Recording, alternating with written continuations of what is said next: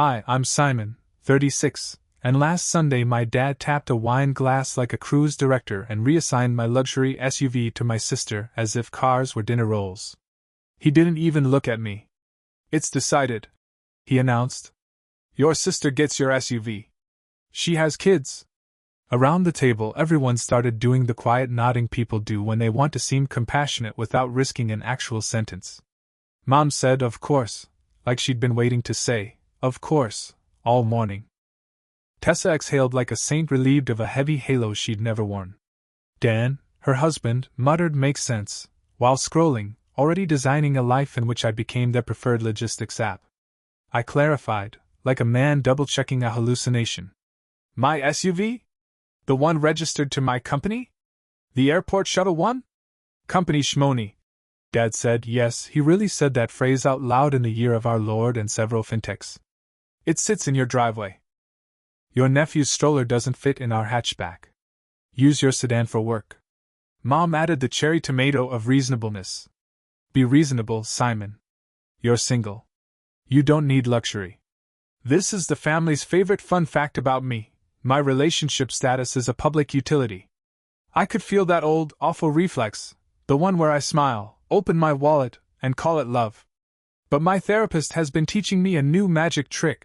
Breathe, name facts, don't audition for the role of family ATM. So I reached for the thin gray folder sitting on the chair beside me. Ugly office supply gray. The kind of folder that ruins centerpieces by existing. I told myself I wouldn't need it. That we would talk like adults. Ha! Funny you should mention kids, I said, sliding the folder onto the table between the gravy boat and the curated fake flowers Mom changes with the seasons. Here's what happened to the last car Tessa borrowed. I flipped it open. Printed emails. Insurance forms. The police report. Photos, a crumpled hood, a bent street sign, the confetti dust of exploded airbags. Uncle Ron leaned in like this was cinema. He actually gasped at photo one, Uncle Ron, who has lived through 3 divorces and a timeshare. Tessa's smile tried to stay on. It failed. Dan stopped scrolling. Mom's fork froze midair like a ballerina trapped in gelatin. Dad's eyes did the thing where he pretends to read but skips straight to deciding it's irrelevant. What is this? He said. Facts, I said, keeping my voice flat. Last fall, Tessa had been drinking. She clipped a curb, jumped it, kissed a pole. No kids inside. Thank God. But still, drinking, collision. Breathalyzer number is on page 2. Mom gasped like I'd cuss it in church. Don't say drinking like she was. Over the limit, I said. The police wrote it, not me. Tessa's cheeks went red. It was my birthday dinner. The curb was weird. Alignment was trash. Dan added, the nation's newest mechanic. Uncle Ron. Those airbag photos. Yikes. Dad. Ron. Then he squared on me. What's your point, Simon? To humiliate your sister? We're talking about the SUV. Exactly, I said. The SUV that's owned by my company and insured commercially. The one you just rehomed via fork tap. The room got busy again, like it was trying to drown the point with sound. Little clinks. Little sighs, Mom's diplomacy voice, Tessa's eye rolls. I let the noise skate past. I slid the second stack out of the folder, my quiet spreadsheet. 3 years of transfers, Venmo notes. Soccer fees urgent for the kids. The plumber who only took cash, Dan's. Just to hold the hotel. Charge that never unheld. Dad squinted. What is this, an audit? Families don't send invoices. Families also don't take what isn't offered and rename it love. I said, heartbeat steady for once. I'm not billing you. I'm reminding me. Tessa slapped the table. We came to talk like grown-ups. You brought props. You brought a decision, I said. And I brought the history you keep asking me to forget. Silence finally showed up, late but dressed for the occasion. I looked at my parents, at my sister, at the space where my old yes used to live. I felt it, the shift from apologizing with my whole spine to simply sitting up straight. Somewhere deep inside, the hotel bellhop in my chest put down the luggage, tipped himself, and went on break. Here's my point, I said, tapping the insurance letter with my company name. If Tessa drives my commercial vehicle and hurts someone, it's my policy, my company, my employees who pay. I won't feed that risk to the people who rely on me. No one reached for the rolls. Even the fake flowers seemed to wilt. Dad inhaled, loading another sermon. I watched him choose a script and braced, but this time I didn't shrink. Because this time I brought the folder. And the folder was heavier than there. It's decided. Dad's voice finally broke the silence like a starter pistol. What kind of brother are you? The kind who's done being a wallet, I said. That landed. You could hear it. The kind of thud that rearranges the air. Mom went syrupy sweet, the damage control tone. Simon, sweetheart, we're all tired. You're stressed. You make good money. You can handle it. Tessa and Dan are starting out. I started out too, I said. I just didn't use my brother as a Kickstarter. Tessa scoffed. You think you're better than us because you travel and wear linen shirts? No, I said. Because I pay for my own linen shirts. Uncle Ron let out a snort he disguised as a cough. Dad shot him a glare that could sterilize soil. Enough, Dad barked. If you walk out of here with that attitude, don't come crawling back when you need us. I haven't needed you since I learned to make instant noodles, I said. And those came out fine. Tessa's voice cracked. You're punishing me for one mistake. I looked straight at her. It's not one. It's the pattern. You take, I fix, you thank me by calling me uptight. I'm just tired of playing both the ATM and the villain. Her husband, Dan, tried diplomacy, which on him looked like slouching and shrugging. We can work something out, man. Lease it from you, maybe? Lease? I said. Dan, you can't even return a Netflix password. I stood, gathered the folder, and slid the papers back inside with deliberate calm. You don't get my SUV. You don't get my silence. You don't get to decide things that aren't yours. Family looks out for family. Dad boomed, desperate for applause that didn't come. I stopped at the doorway. That phrase, every time you've said it, it's meant me looking out for you. You might want to try flipping it sometime. Uncle Ron muttered under his breath. Good for you, kid. Like he'd been waiting 20 years for someone to say it.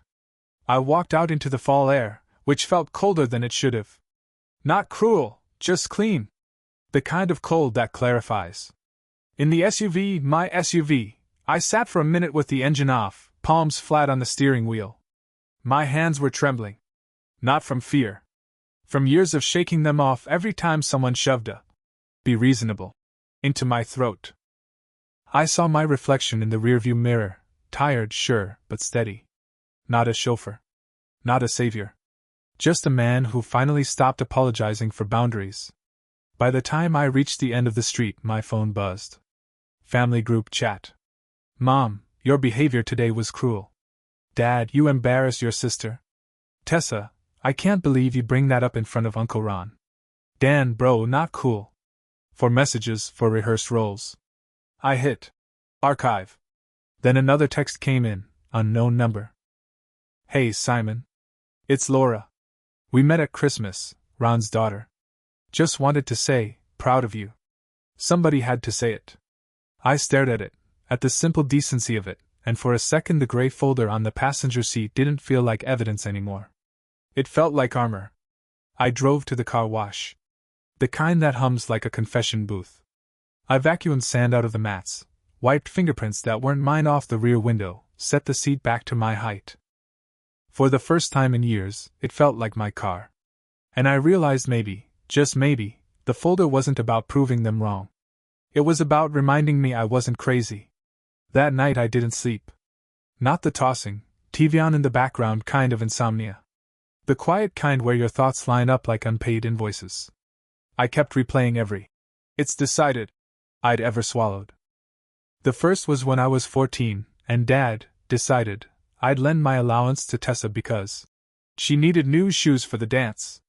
Then when I was 20, he decided I'd co-sign her first car.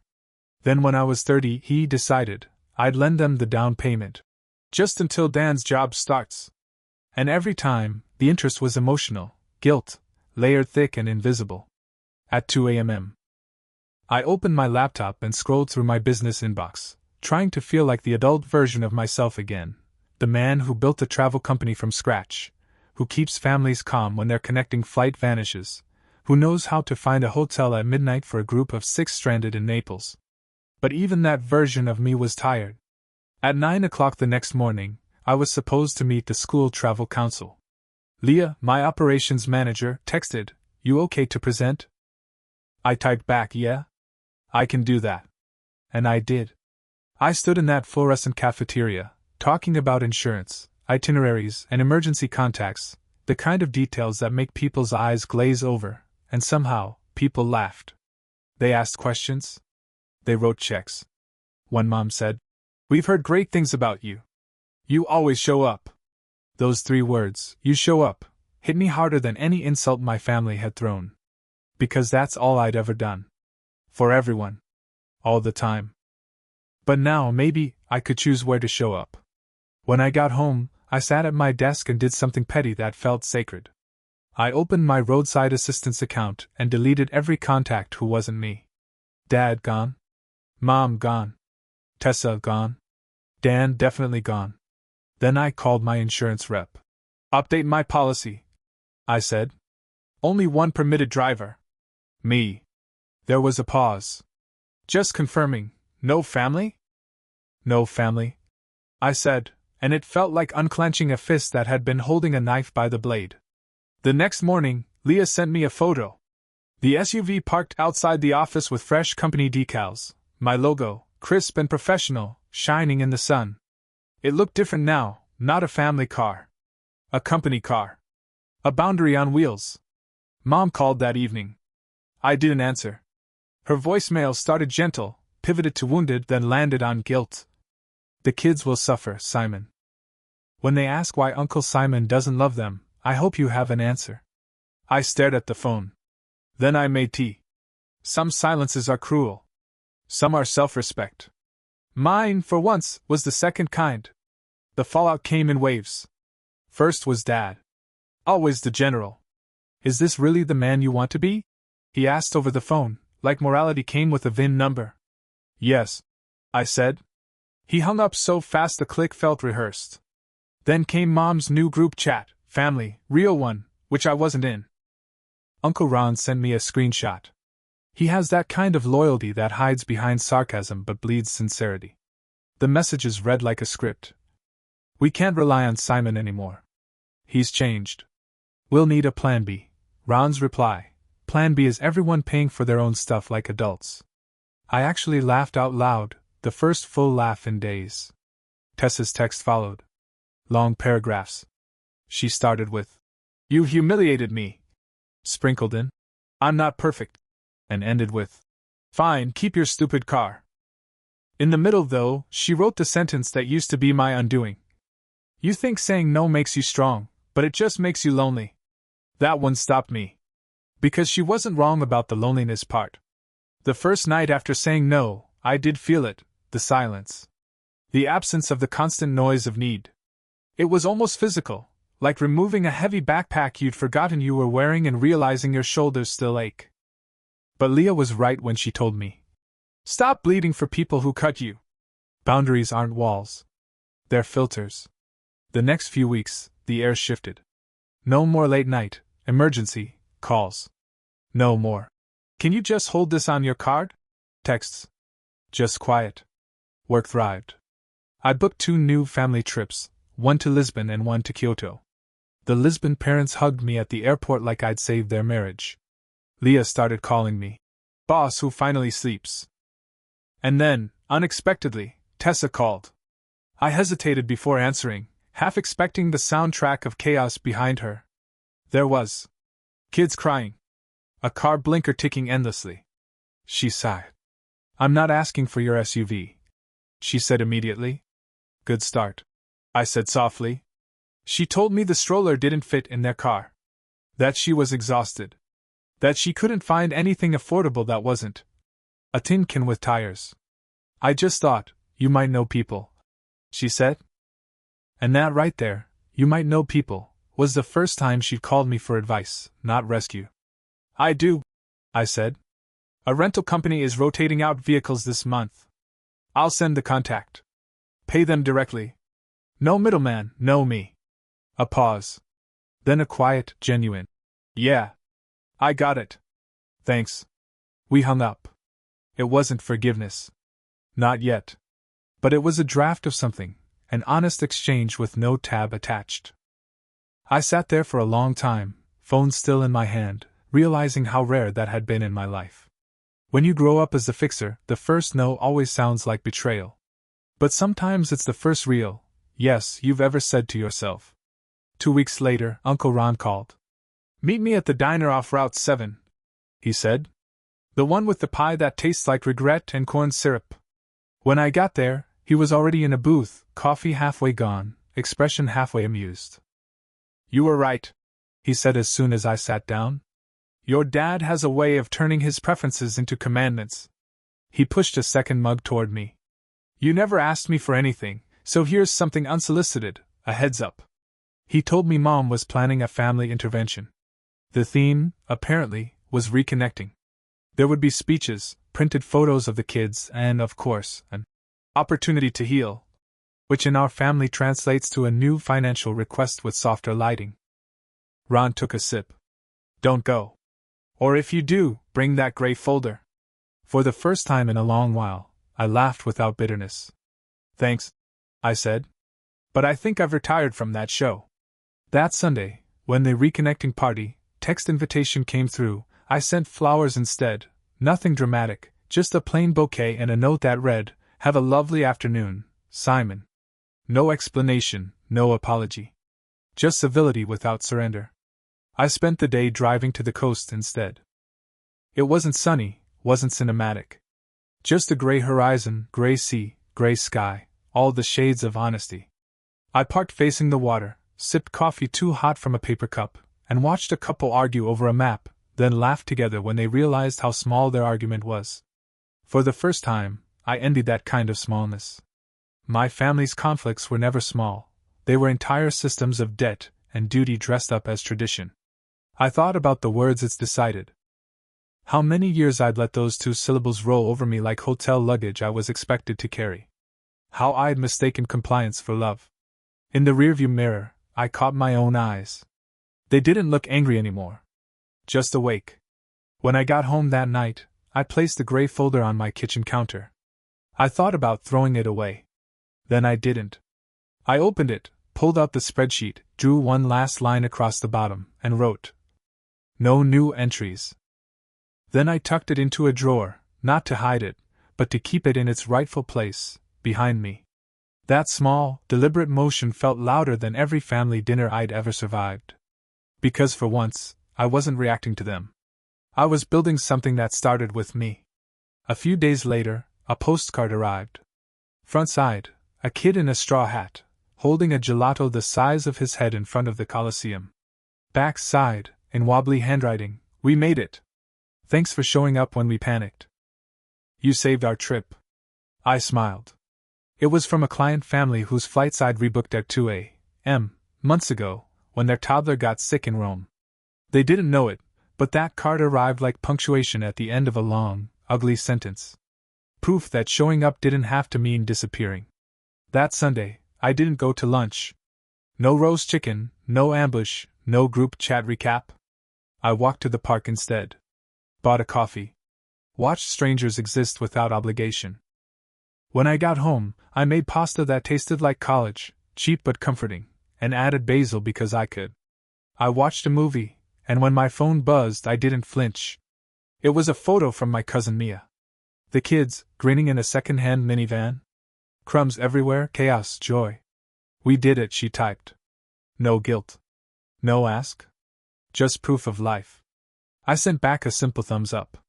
Not cold, just enough.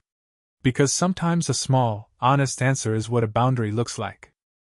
That night, I stood by my front door and looked at the note I taped inside, right where I'd see it before leaving. I don't know my silence to be loved. I touched the paper lightly, the way you test if something's still true. It was. When Dad says, "Family looks out for family," he means you carry us or you don't belong. But I've decided it means something else. It means I take care of the family I'm building. My team, my clients, the friends who show up without a receipt. The cousin who quietly chose better. The kids in a minivan I didn't buy but helped to find. And the man in the mirror who finally stopped apologizing for keeping what's his. It's decided. And this time, I'm the one who decided it.